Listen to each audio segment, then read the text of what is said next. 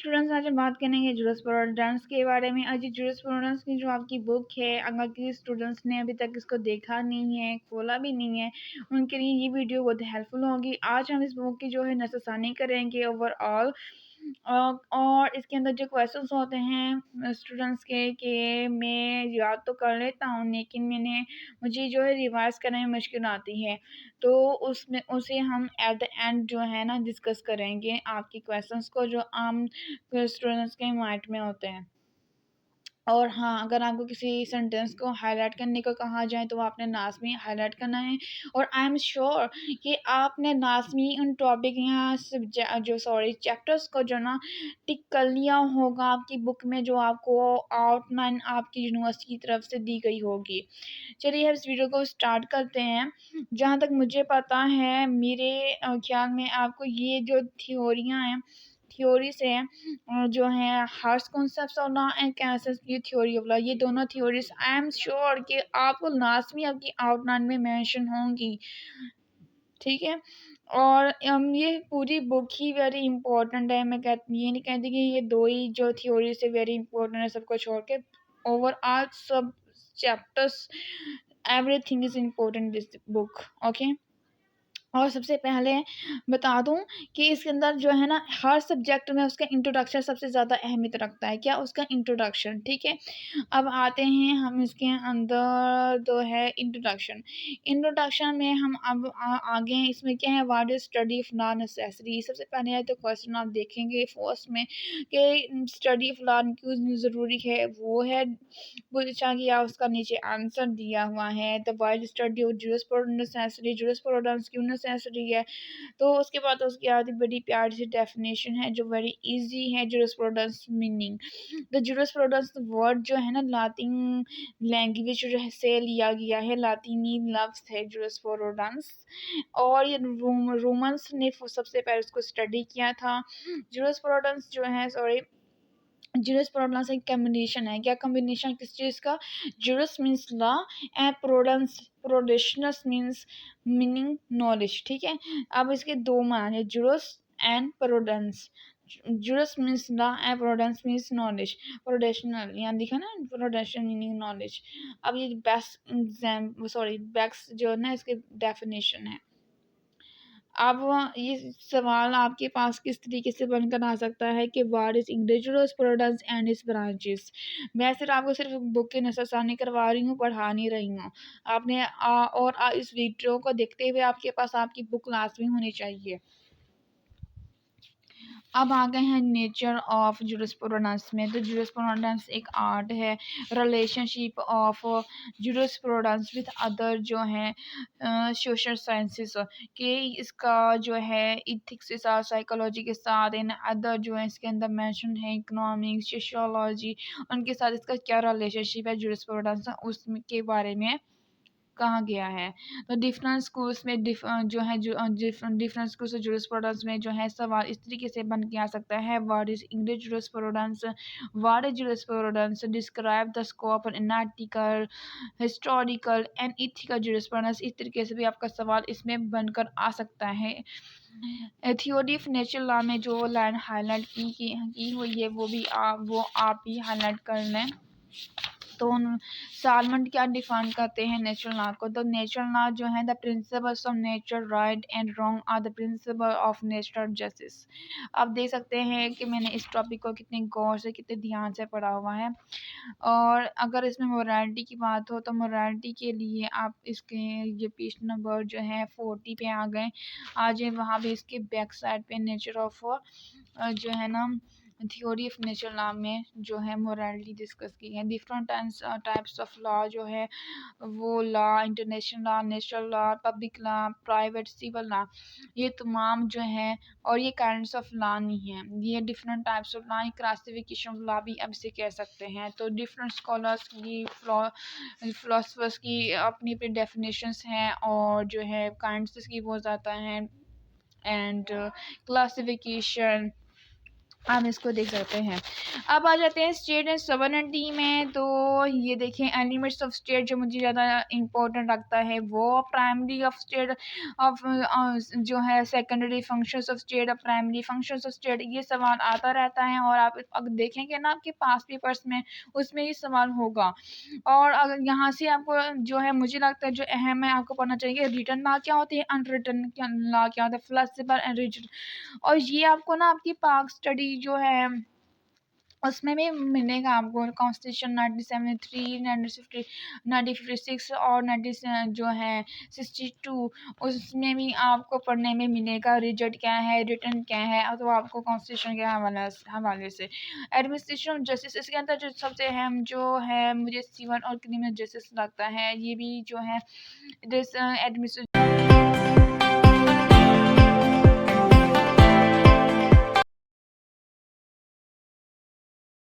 तो students civil क्या है और क्रिमिनल क्या है। सिविल जो है वो प्राइवेट रॉन्ग्स है, जबकि क्रिमिनल जो है वो प्राइवेट जो पब्लिक रॉन्ग्स है। पब्लिक रॉन्ग्स क्यों हैं, क्योंकि ये होल कम्युनिटी पर इफेक्ट होता है, इसलिए इसे कहते हैं पब्लिक रॉन्ग्स। और जो है सिविल में भी इसकी जो पनिशमेंट वो मनी वगैरह में होती है, और क्रिमिनल जो है वो सीरियस जो है क्राइम होता है। एंड जो कस्टम है वो और काइंड्स ऑफ लॉ मेकिंग होता है। रजिस्ट्रेशन जो आप देखें यहाँ से legislation become the main form of law making only when the states were established। देखिए जब कस्टम लेजिस्लेशन नहीं था तब कस्टम जो है उसके लॉ जो है अप्लाई होते थे। कस्टम जो होता है माना क्या होता है, रस्म और रवाज होते हैं, ठीक है। और जब स्टेट्स ने गिरोह का नाम थोड़ा ग्रो हुई, थोड़ा ग्रो होना शुरू किया तो कस्टम जो है वो कॉन्स्टिट्यूटिव समझे जाने लगा। क्या समझे जाने लगा कि वो सेकेंडरी सोर्स ऑफ लॉ है इन इंग्लैंड, ठीक है। ये सेकेंडरी सोर्स ऑफ लॉ में आ गया और legislation took the top slot from custom. वो टॉप में कौन आ गया, लेजिस्लेशन। और ओरिजिन और कस्टम है। और इस सवाल इस तरीके से भी आ सकता है कभी आपके एग्जाम्स में कि वाई कस्टम इज इम्पोर्टेंट, ठीक है। And requirement of a valid custom. अगर आपके 79 आप पेज पर जाकर देखेंगे ना बुक के, तो उसमें होगा 79 पर आपकी requirement of a valid custom, तो वहाँ आप देख सकते हैं, ठीक है। और यहाँ से आप पढ़ेंगे कस्टम के बारे में, आपको बहुत अच्छी तरीके से समझ आ गया। काइंड्स ऑफ कस्टम लास्टली अपने पढ़ना है।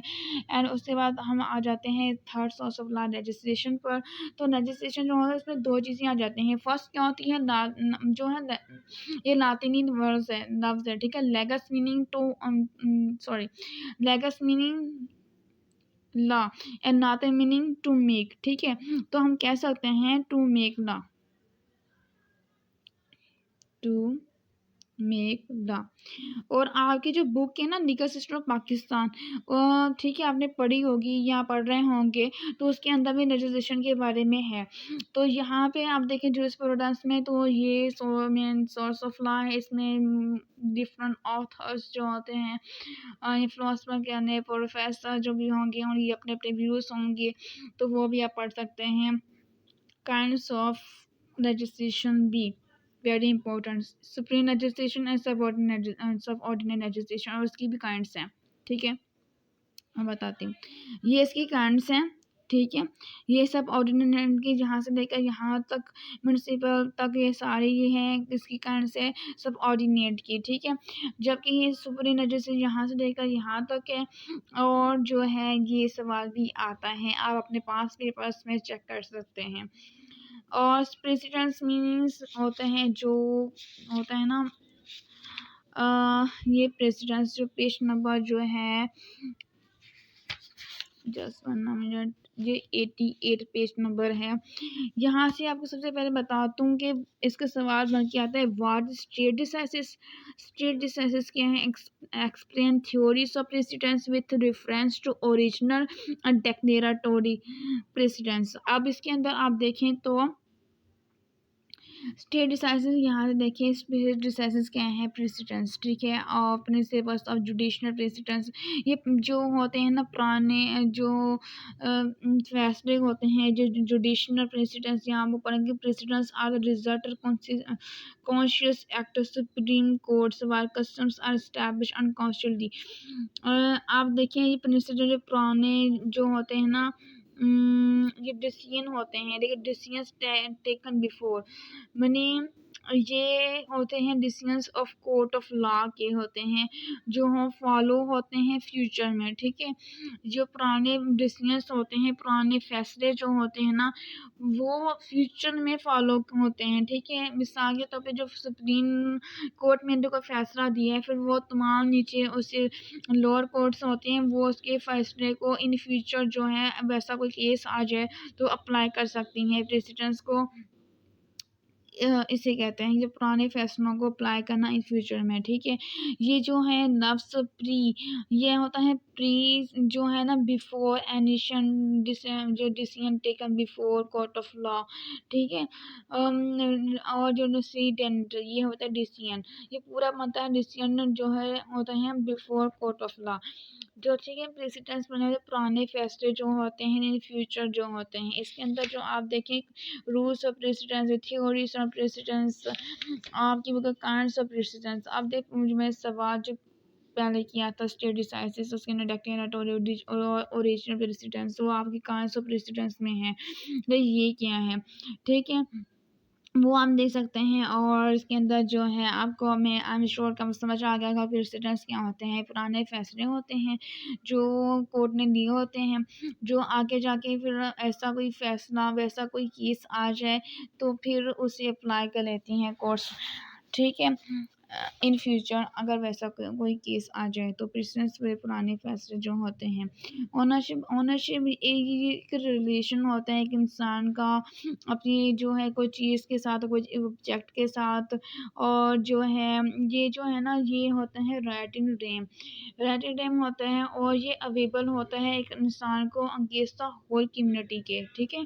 मिसाल आपके पास ये राइट है कि आपके पास आपकी मोटर बाइक है, तो आपका राइट है आप उसे किसी तरीके से भी यूज़ करें, ठीक है। आपके पास ये काइंड्स हैं, ये देखें ओनरशिप में सालमन ने बहुत अच्छे तरीके से यहाँ पे बताया कि ओनरशिप क्या है, so relationship between a person and any right that is vested to him, ठीक है। और इसके अंदर क्या आपको पावर्स होते हैं, क्या फ्रीडम्स होती हैं, आपकी वो चीज़ें आपसे बिना पूछे कोई ले नहीं सकता, कोई बेच नहीं सकता, ठीक है, ना ही कोई उसे यूज़ कर सकता है जब तक आप उसे इजाज़त आप उसे अलाउ नहीं करते हैं। आपको क्या राइट्स हैं आपकी चीज़ के, वो जुड़स हल्बर्ट ने जो है डिफाइन किए हैं ओनरशिप में 4 राइट्स जो हैं, 4 राइट्स और right of using the thing, right of excluding others from excluding others में दूसरों को मना करना, from using it, right disposing of the thing, right of destroying the thing, आप जैसे चाहे आप चीज़ को इस्तेमाल कर सकते हैं। ओनरशिप में जो ऑनर होगा उस चीज़ का, ठीक है। पोजीशन जो होते हैं, अच्छा पहले हम ओनरशिप में बता दो उसमें कैरेक्टरिस्टिक्स आ जाती हैं ओनरशिप में, इनमें indefinite use and unrestricted disposition, perpetual duration, kinds of ownership में corporeal incorporeal ownership very important, page number 95 पे जाइए आप बुक के। कॉर्पोर इनकॉर्पोर जो ओनर जो है ऑन इनकॉर्पोर और इनकॉर्पोर, और कॉर्पोर थिंग्स में जो मैं आपको बताती हूँ तो 95 पेज है। Corporate things are those things that can be felt or seen by the sense that such as house, car and buildings, जो आप देख सकते हैं, ठीक है। और जो आप जिसे आप टच कर सकते हैं। इन corporate things are those that cannot be perceived or felt, then आप महसूस कर सकते हैं, जैसे कॉपीराइट, शेयर्स, कंपनी और डेप्स हो गए, ये इन corporate things में आ गए। सोल और को-ओनरशिप, उसके बाद सोल मनी होता है एक, और को मनी बहुत सारे लोग की ओनरशिप, ठीक है। उसके अंदर को-ओनरशिप में भी आ जाते हैं सब डिवाइडेड क्या है को-ओनरशिप को भी, ओनरशिप इन कॉमन और जॉइंट ओनरशिप में ये भी देख सकते हैं, ट्रस्ट एंड बेनिफिशियल ओनरशिप, ये सारी काइंड्स हैं किसकी ओनरशिप की।